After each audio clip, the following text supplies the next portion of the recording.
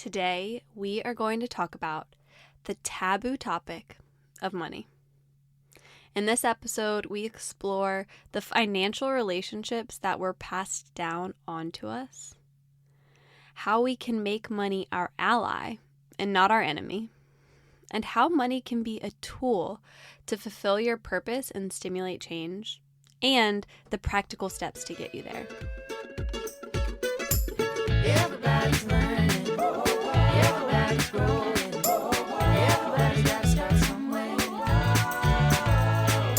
How the wise one grows.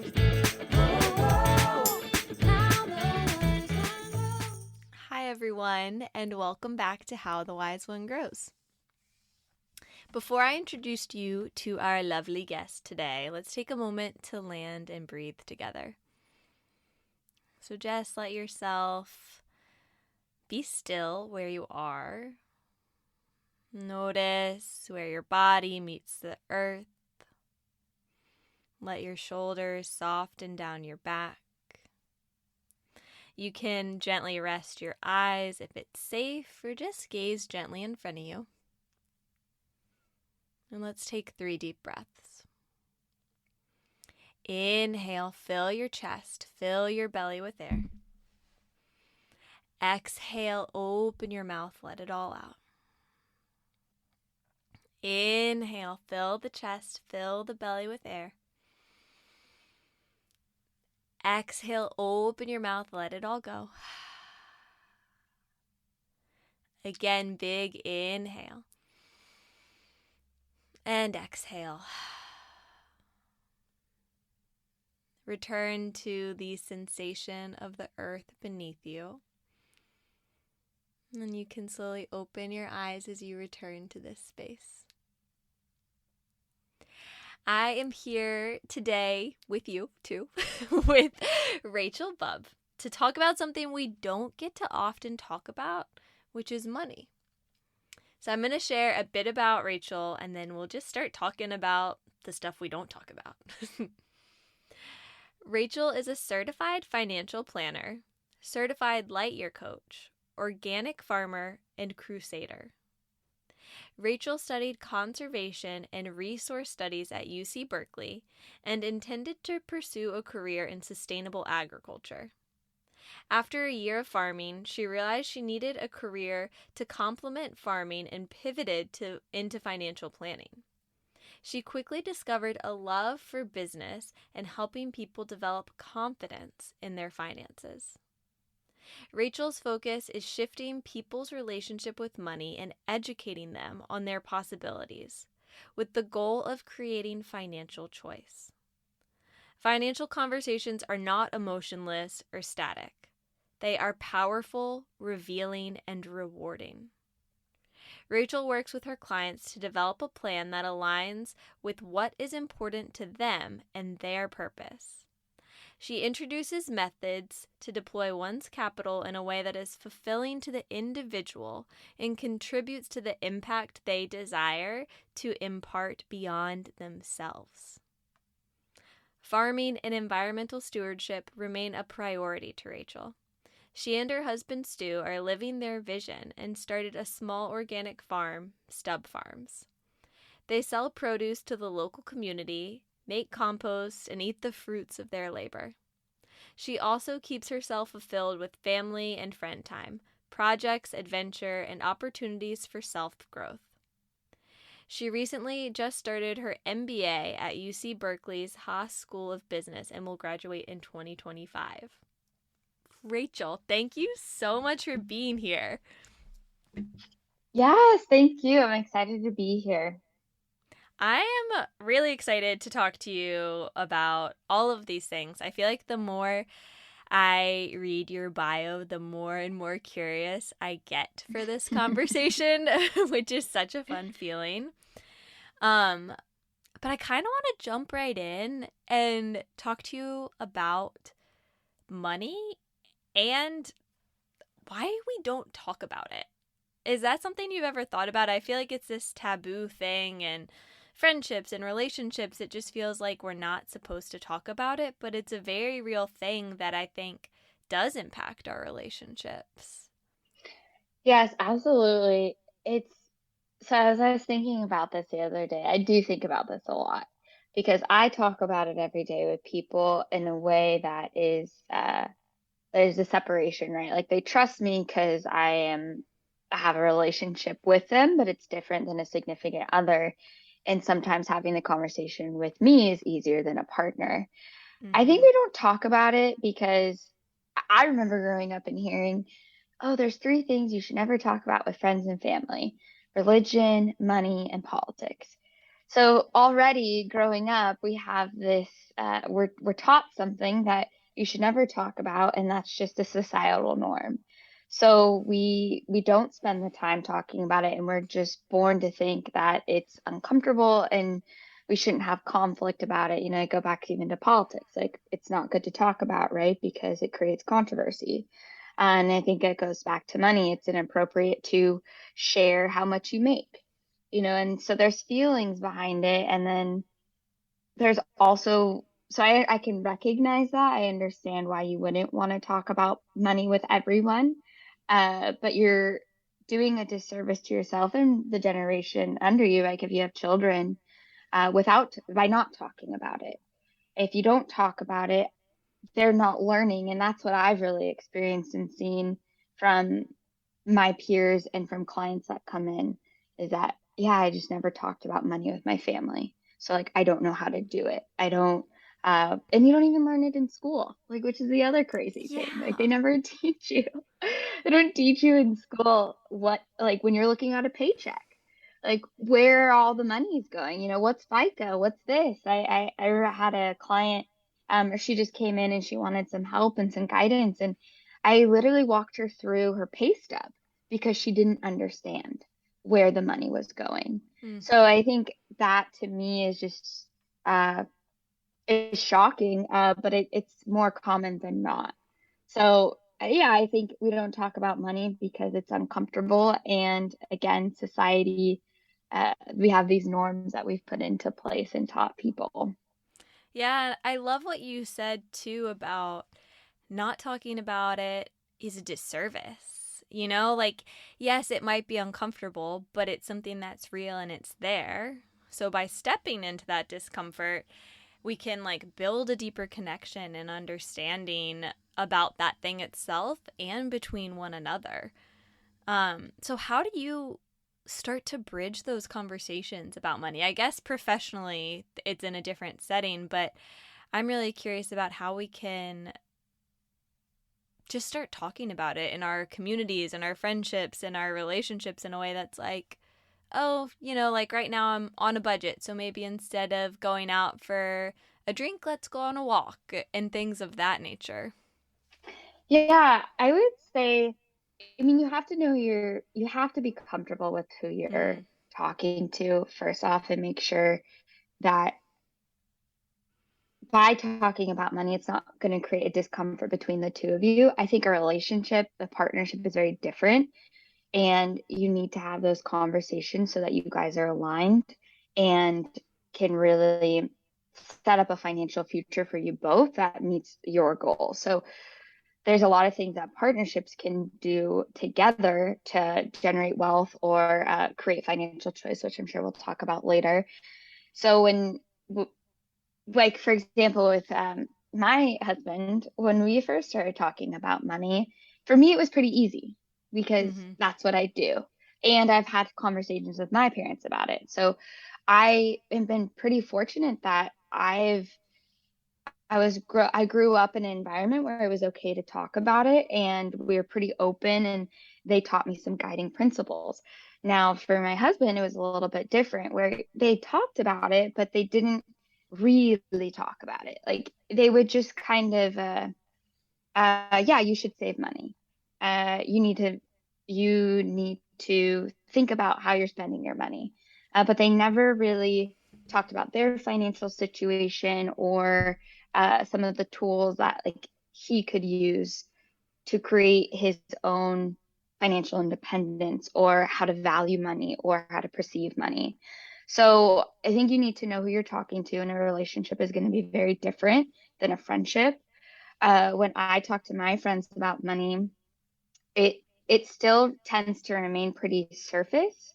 But I think you can still have a lot of value in the conversation by not sharing too much, right? You can still talk about like, you know, I'm, and I would think too, like going back to what you said about the budget, you know, like let's go on a walk.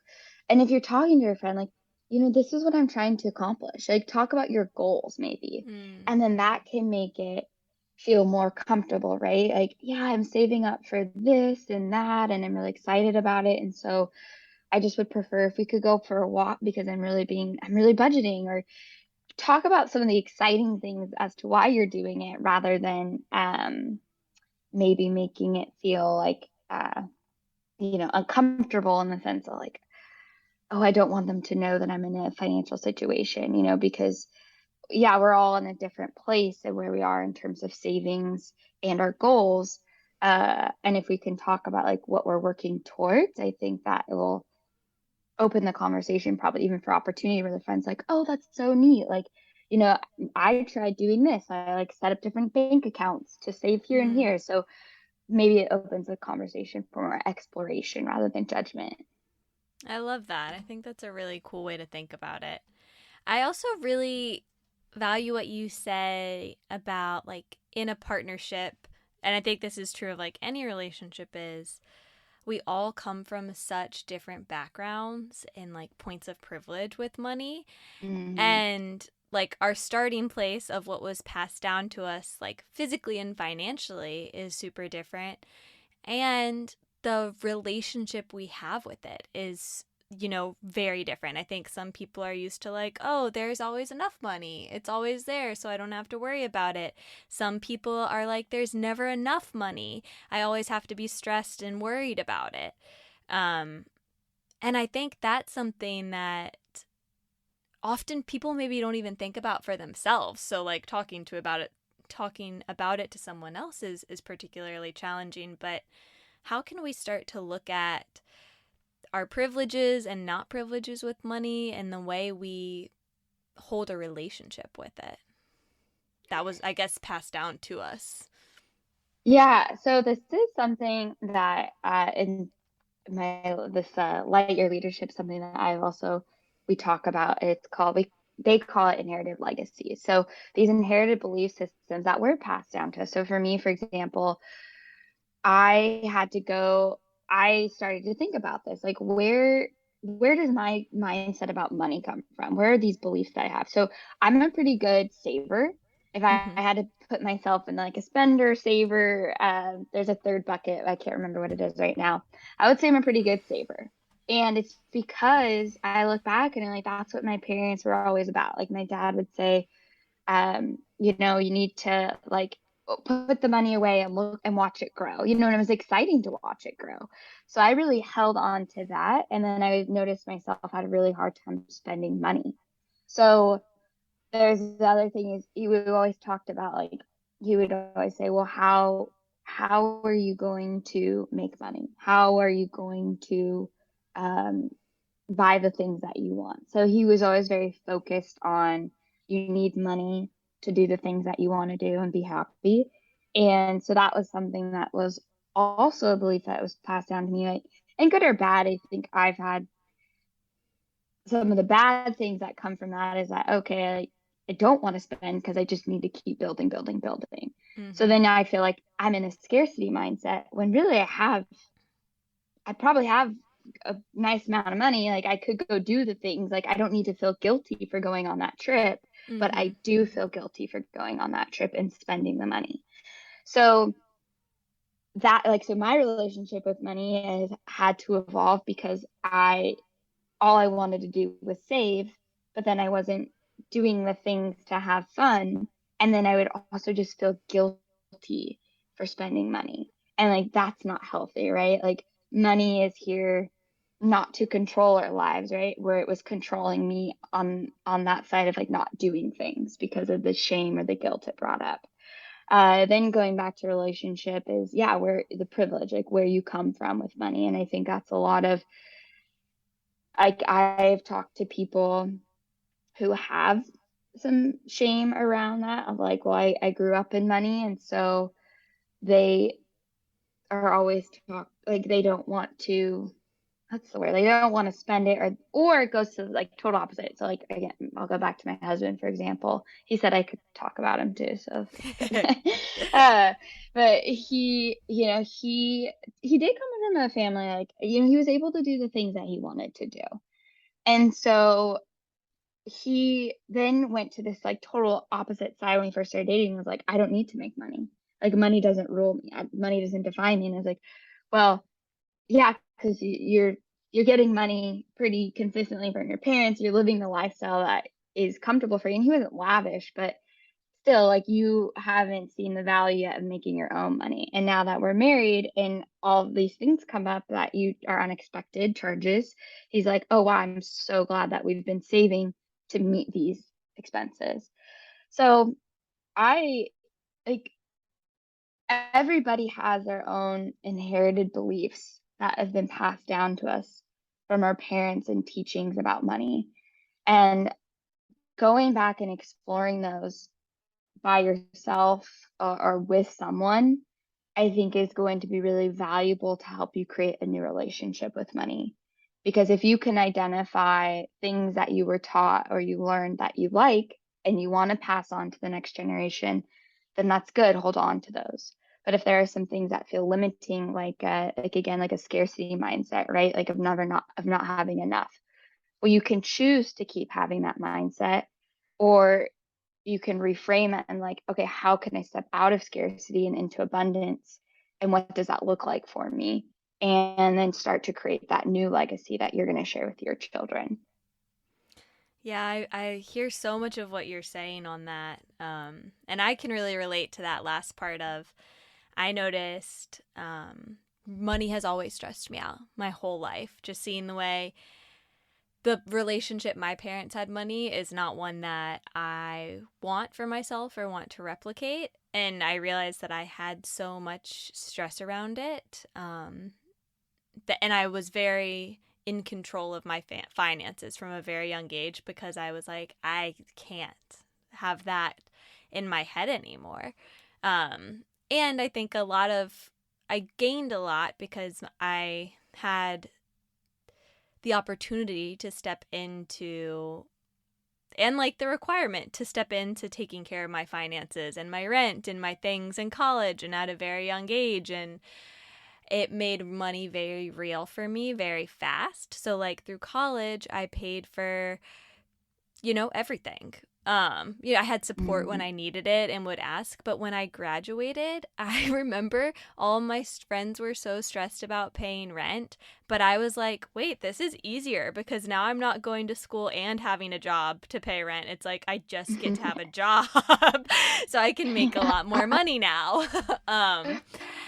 But I found that to be like, it didn't feel like a blessing at the time, but I think it really helped set me up for my future. And I think among my peers, I really think I have a very strong relationship with money because of that. And I think I kind of did the reverse. I saw the way my parents were with money and I overcorrected in the opposite direction. So like saving is what I definitely resonate with. And what you were saying of like, to that extreme where it was like you wouldn't let yourself enjoy anything. And I felt it gave me like peace and ease, feeling like I know I have X amount saved up. I always create like imaginary zeros for myself, so like I know I'll always have that security.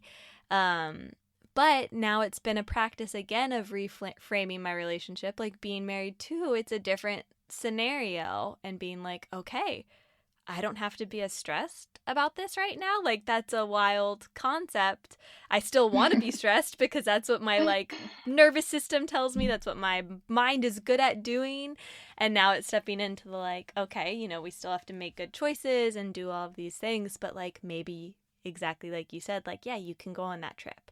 Or like, Holly, you want the fancy crackers at the store? Like, go get them. You can have it. Yeah. So I get really curious and how you work with your clients on how we can reframe our relationship with money. Once we kind of address where our stories and patterns with money are coming from, how can we shift that into the relationship we want to have with money? Yeah. I Again, so you have to identify those things first and then make the Mm. new choice of what it is that you want to create. And I always go back a lot to goal setting and trying to help clients figure out what it is that they want and why they're doing this. So if they can connect to something like that trip or helping their children or that retirement dream of retiring at 55, it's a lot easier to start planning for that future than if you're not thinking about it. And then also, I think meeting with someone and having a just having a plan creates so much guidance and security. So all of a sudden, they're like, okay, you feel like in a position of power, you feel confident because you've looked at everything and you know what you're trying to achieve and you know how you're going to get there. So it's like anything, if you're driving across the country, you can just go and figure it out along the way, but you might miss opportunities that don't set you up for success when you get to the next destination, right? Like, oh, I wish I had this is kind of a silly example, but like, yeah, you go somewhere and like you didn't do any of the planning, so you get there, so you miss out on like all these really good restaurants or all these good sites because hey, I didn't do the work to get there. So by giving people the opportunity to explore what's important to them, I think you get another like an attachment and engagement to your money, and you're willing to do the work to get to where you want to be. So I think a lot of times too we focus so much on the dollar amount of money, and while that is important, it's something I wouldn't hold on to because that's always going to change, right? Like you can't make decisions based on how much. I mean, you should be making decisions sometimes on like how much money you have, but like your needs are going to change. Like how much money you're going to want is going to change. Something comes up in your life that's going to change. But like if you have a plan to deal with those, I think you're going to, and I've noticed that like people feel like they just feel more at ease with their money. They're not as stressed out. And what I like to do with clients is really talk about that. Like I had one person come in and she was pretty adamant that she was going to die in 2 years or something. And so she didn't want to save for any retirement. And it's like, okay, okay. I thought it was silly. It's like, I really don't think you're going to die in 2 years. Mm-hmm. And her husband's sitting right there too. And it's like, you're not going to die. But if you did die, you have a husband and a child that need support. So why wouldn't you be saving up to help them? So, like, even just reframing who they're doing the work for. Maybe it's not for themselves, but it's there for their family is going to have a huge impact and change your relationship with money because now you're seeing it, and at least for them, as like a shift that it wasn't about her, but it's about her family and supporting them in case something were to happen to her. So I think that restores your relationship because you're seeing it, you're creating security around it, I would say. Uh, yeah. So, I mean, for everyone, it's going to be different. And everybody's beliefs are different, right? Like where you come from and where someone else came from, like whether it was from privilege or a family that, went through bankruptcy. And you just need to make a new choice. And that's what I like to explore with people is like, what's the best possible outcome for you? What does that look like? And then if they can envision it, then it's likely we can start to do the work to help them get there. Yeah, and I love what you kind of started with about like it's having this awareness of it because like money is always there whether we're talking about it or not, whether we're conscious or not about it. It's like a factor in the world that we're living in today. Like it's there, like it or not, it's there. So having awareness to kind of, I love that like analogy of planning a trip. Like the plan can change, you can adjust as needed, but like focusing on like what are the things you want to see and do. And I really hear what you're saying as like how we can make money our ally and not our Mm-hmm. enemy. I feel like our culture can make money your enemy from a lot of different angles. Maybe it's the angle of like, oh, you think money is associated with greed and it's bad, or oh, you associate money with it never being there or enough. or controlling your actions, whatever it is. But I love how you're kind of reframing the conversation, like pulling it on a different perspective of like, it's actually a tool for you in this life to help you. I think in your bio, it says like, fulfill your purpose, and then that extending beyond yourself. And I would be really curious maybe about what that process was like for you when you made that shift from farming to financial planning, like how you had this dream and instead of seeing it as like, I need to get this other job and I no longer get to have that dream, to me it seems like you took this step of, I have this dream, it's not working for me this way. If I do it in this form, I get to have the dream and the life in a way that's fulfilling. Yeah, exactly. I mean, that just goes back to money being a tool, right? A tool to help you live your purpose or fulfill what you want. So luckily I found a job that was going to create money that I liked, but it also gave me the tools and the resources to go do this other thing that I really liked that wasn't making me money.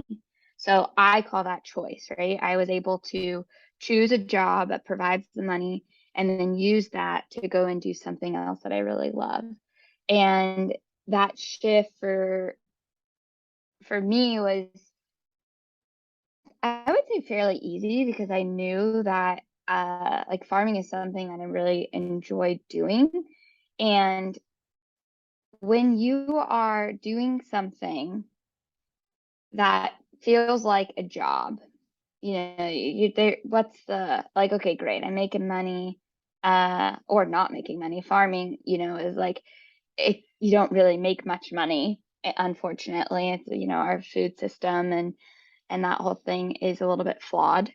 So when you can turn to something else that doesn't feel like a job and still make money and then use that to help you go do the things that you want to do, I mean, how rewarding is that? Like, how fulfilling is that? And that is something that I didn't know at the time I was going to be able to make it work, but yeah, I'm a big, like, I wrote it down. That was my goal. I set a deadline or due by, and it happened. And it was because I was thinking about it.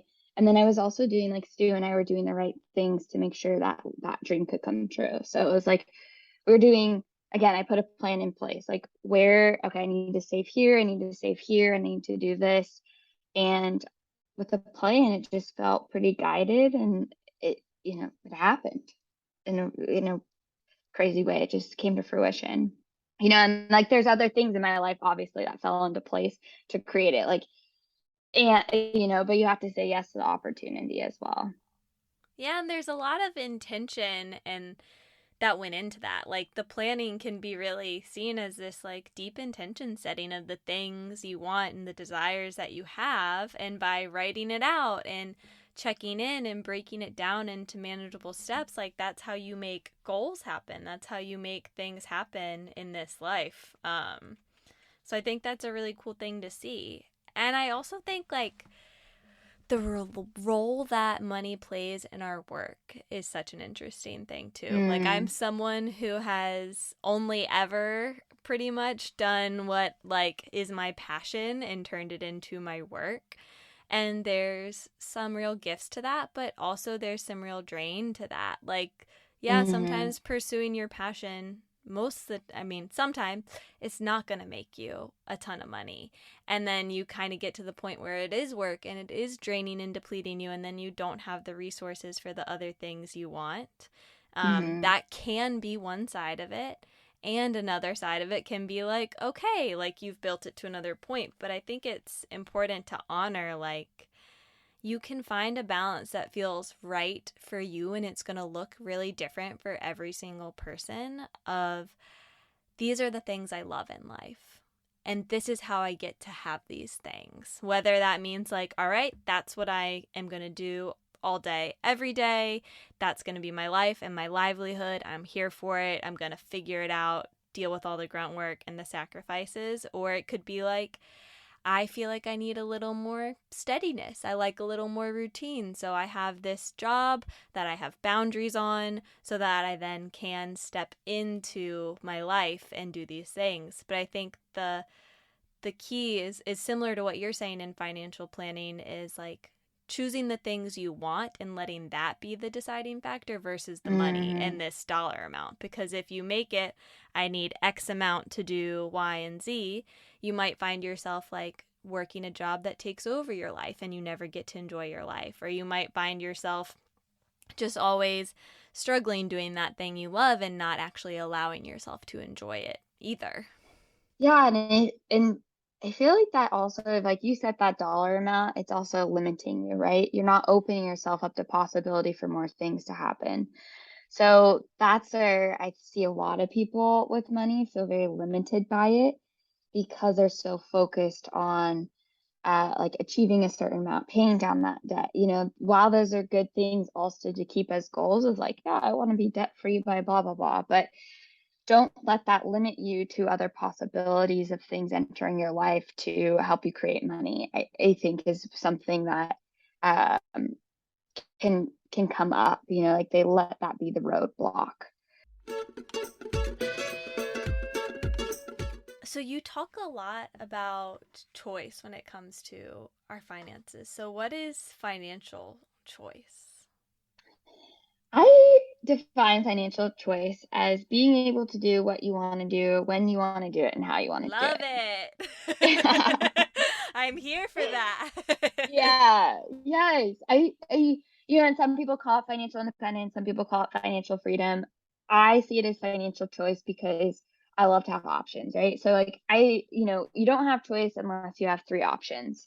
Because if you have two, it's binary, right? It's either or. If you have three, you have the opportunity to choose, is how I see it. So financial choice is something that's not for most people just going to come naturally. It's going to take work and it's going to take a commitment and a process because it's something that you will have to continually work out over your lifetime, I think, because and a lot of the groundwork will be in those earlier times when you're building up your money. You just started working, you're paying off student loans or what have you, or just paying the bills. You have to build up your savings, your retirement, all those different accounts. You have to create that for you. And that's ultimately going to lead to choice. It's going to take time and it's going to take commitment and it's going to take behavior change too. I think like people I've heard a lot is like, when I talk about retirement with people, is like, especially younger, well, I'm in my 20s, I have time. Okay, yes, you do have time, but the more you put away today, the better off you'll be just because of compound interest. So the sooner you get started, I mean, there's just some mathematical things that make sense for you to be doing because uh, it's just how the system works, So compound interest, Albert Einstein says it's the eighth wonder of the world. So by starting today, you're going to make more money because it's going to compound longer over time. A 10-year difference can make a huge impact in one's life and their savings.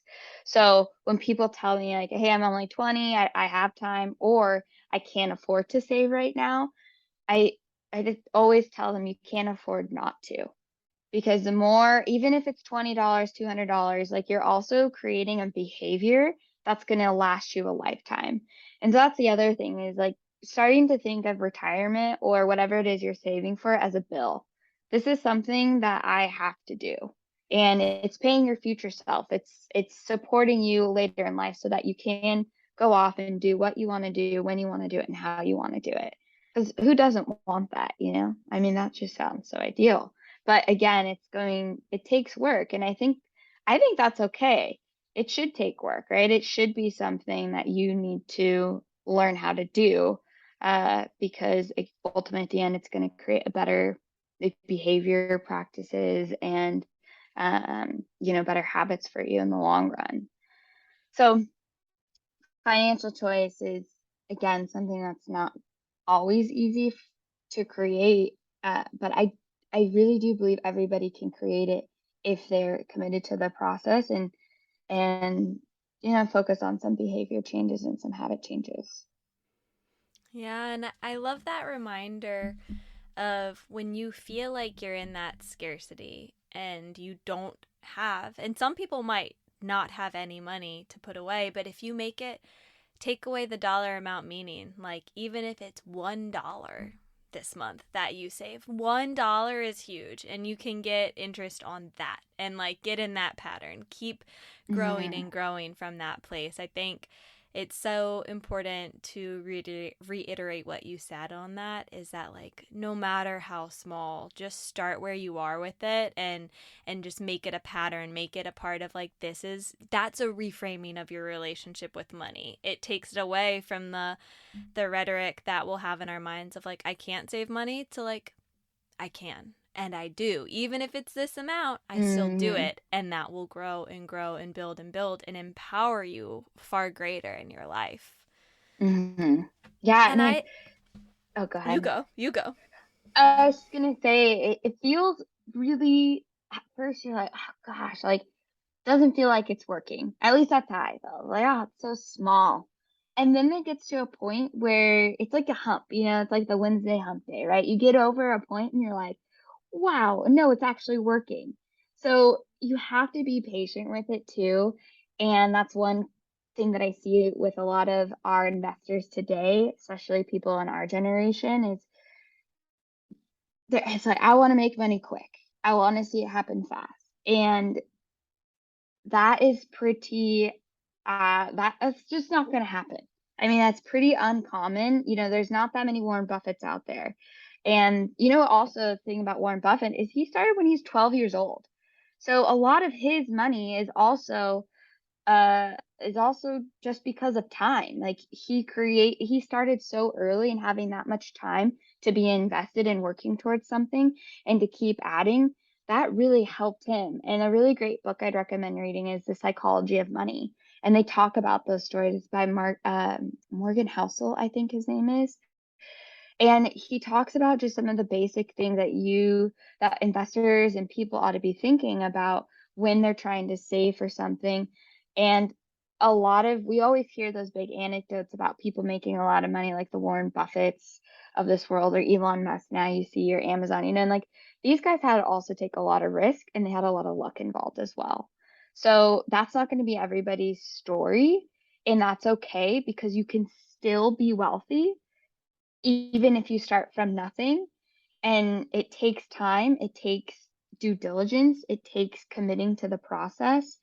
And I would say also listening to others, like being coachable, taking advice, and being okay with something happening slowly over time. Because and having that patience, you are going to be well rewarded, as opposed to those that were trying to do the get rich quick. Yeah. I think that's a really good thing to hear. And something I recognize too, and I'm someone who certainly experienced this myself, was like not feeling like I wanting guidance on money and like a financial planner or person, but not feeling like I had enough money to Mm, seek that out. It's something I like overcame throughout time, but I guess what would be your advice to someone who does want financial help and guidance? Like how can we seek that out, and acknowledging like you can start again where you are with that, or is that true from your perspective? yeah, I mean, there's definitely firms out there, if you're seeking financial planning, that have minimums. So, they don't want to necessarily help you because, yes, the minimum. So that it is a roadblock, which is really unfortunate, because financial education is something that should be offered to all. And again, we're not learning that in school. Unfortunately, we are starting to see a shift, at least my husband's a teacher and he's starting to see financial literacy coming more into the classroom, which is huge. At this point in time, if you're someone who wants to counsel and you don't think you have enough assets, that's not true. There's someone out there who will talk to you and who will give you guidance, whether it's a friend or even if you do a quick Google search too, like you will probably find someone in your area who's just willing to give you counsel and help you start creating a plan. There are a bunch of resources. And at least for our firm, like we don't have minimums because that is something that we've recognized is that people need to know to create wealth, right? Like you're not going to create wealth if you don't know how to. And so if you're committed to something, if you're committed to the process, like we're willing to talk to you and help you along the journey. So there's firms out there. I would say too, like, listen to podcasts, read some books too. Like that's also a really great place to get advice that's not what's the word I'm trying to say? That's not bias, I guess, and another site too that I really like is investor.gov. So the government has a resource for people just to get educated on some simple financial practices and knowledge in that. And finding a friend or getting that referral is huge too, because that's gonna make sure our industry and this is all about trust. So if you have someone that knows someone that they trust, I mean, that's ultimately gonna put you in a better position with someone and give you the right advice. I mean, that sounds like the advisor was great. Like he knew exactly, he was upfront, like this isn't a relationship that we're going to work in. We're not going to have a working relationship, but here's the advice that you need for now. And your situation's going to change. Like it just sounds like he gave you exactly what you needed. And that's awesome that you found someone like that. Yeah. So, how can our relationship with money have an impact beyond ourselves? Mm. Our relationship with money have an impact beyond ourselves. Yeah, so I think this goes back to money being a tool, and money can be used for good, it could be used for bad, it can be used for, whatever you want it to be used for. And the impact the relationship that you have with money will ultimately impact how you use it and how you see it. So if you can start to see money as something good and that can drive change, right? It's like, again, you go back to currency exchange, right? So someone paying you for your services is they're showing you that they value you. They want to take Holly's yoga class. They enjoy her meditation. They want to pay her for her work. And that's really important because their money is working to support you, right? And something that you do and you love to do. So if we can start to have a better relationship with our money and see money as something that is ultimately can be used for good, and good could be whatever it is to you. And there's no right or wrong. There's no, I mean, I could argue that there's good and bad, but there is no right or wrong. It's really of what is important to you. And so by starting to see money as that tool that can influence and impact change, you can start to put your money to work in those things and really be thoughtful about how you're doing it. So we've seen that, especially with, I would say, the millennial generation and being willing to spend more for a good because of where the money is going, what it's working towards, right? So like I might buy, I don't think I'm allowed to say like certain products, but like I might buy a certain pair of socks because I know when I buy these socks that they're going to give 2 socks away to someone in need of the socks. So like consumers are willing to spend more money in that sense because they know that their money is working for them in a good way. And that's the same thing like with investing. You can invest in companies that you believe in, you value, and are making the impact in the world that you're trying to make an impact in. So like for me, for example, with farming and really caring about the environment, I have tilted my portfolio more towards companies that are working towards long-term risks like climate change and impact in that space. So you can make that choice with your money. And if you can, and I think that goes back to like seeing your money as a good thing. It's something that can help you and help others. And if we can create that new belief, then maybe we're not so afraid of earning it.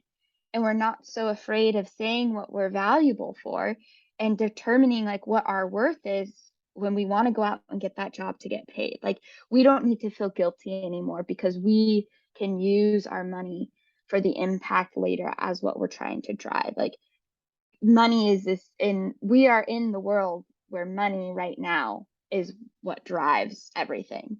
And so if we can just accept that and decide how we're going to use it in a way that is going to have powerful change in the way that we think is important to us. It doesn't need to be right or wrong, or yours could be different than mine. But if you can restore that belief and start to make those new decisions with your money, that's just you're gonna feel more engaged in your money. You're gonna have more confidence, more power in your money, and ultimately, I would say step into this position where you have choice, right? What you're doing. Exactly. And I hear that so much about, like, I have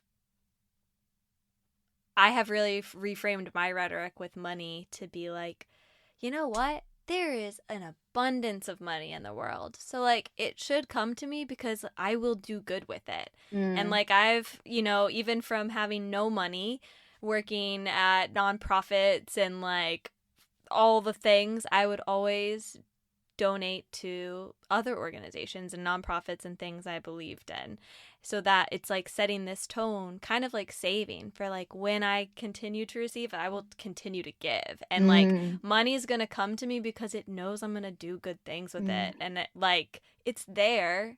And if I'm going to use it in this impactful way, like, yes, I deserve it. Like, bring it on, versus that rhetoric that, like, I think is my original of, like, ooh, like, money bad, like, greed, negative things, like, recoiling from it, then, like, stepping into, but wait, it's here, so how can I utilize it to create the world that I want to live in? mm, Again, not letting it have all of the power, but letting those choices and those things be the driving force. mm-hmm. Exactly. I had that conversation. So, like, my husband, again, like, like, I don't need to make money. Like, I'm fine. I don't need money to do the things that I want to do, which, after a few conversations. But when we started talking about, like, we decided the companies we were going to start investing in, or we decided the charities we were going to start giving to. And then he had that shift. He's like, oh wow, like, I actually do want to make more money. I do want to save more because I can use it in these ways, right? So he was able to see the money again for good of what he wanted to leave as an impact. And again, yeah, like, but you have to have the resources to do it, right? So it's like, that's why we want to make money, is so that we can go out and deploy it in the way that has the impact in the way that we want and delivers the purpose, right? Has that importance to us. Yeah, I love that. What is one thing that listeners can do to have a better relationship with money? Set a goal. Decide what it is that you want to achieve with your money. Decide how much you want to make, decide how much you want to save. Create some sort of goal. Maybe it's just create a budget, but create some sort of goal around money that feels attainable, and start to do it. And, whether it's find the resources that you need, uh, if it's asking for more money, whatever it is, set that goal. And I think that'll get you moving forward in seeing money as how you want to see it and creating that new legacy with it. But it has to start from you. It can't start from someone else telling you something that you need to do. It, people don't necessarily like to be told what to do. Again, it goes back to choice, that you like to have the three options, at least I do. And so by setting that goal, you're doing that for yourself and doing the self motivation, because it's a process that's going to require mostly you. I can, as an advisor, can be there to guide you, but I can't force you to do something you don't want to do. So set the goal, decide what it is that you want to achieve with your money, or where you want to be with your money, and then give yourself a do by. By August of 2023, I have this much saved, and here is my budget, and I'm, you know, giving to this charity this amount. Like whatever it is to you, be specific, make it achievable, and give yourself a deadline. I love that. Thank you so much for having this really important conversation with us. I hope that this inspires people to have more of these in our circles and our communities. And I would love for people to have an opportunity to support you and stay connected with you and your work. How can we stay in touch with you? Yeah, so you can stay in touch with me. I don't know if you can share the email on your podcast, but I yeah. can put it in the show notes. Yeah. Oh, okay, yeah. So, like, follow me on LinkedIn. Follow me on, I guess I'm only on LinkedIn. So follow me on social media there. I do write blogs to try to engage people in their finances and like quick tips about things.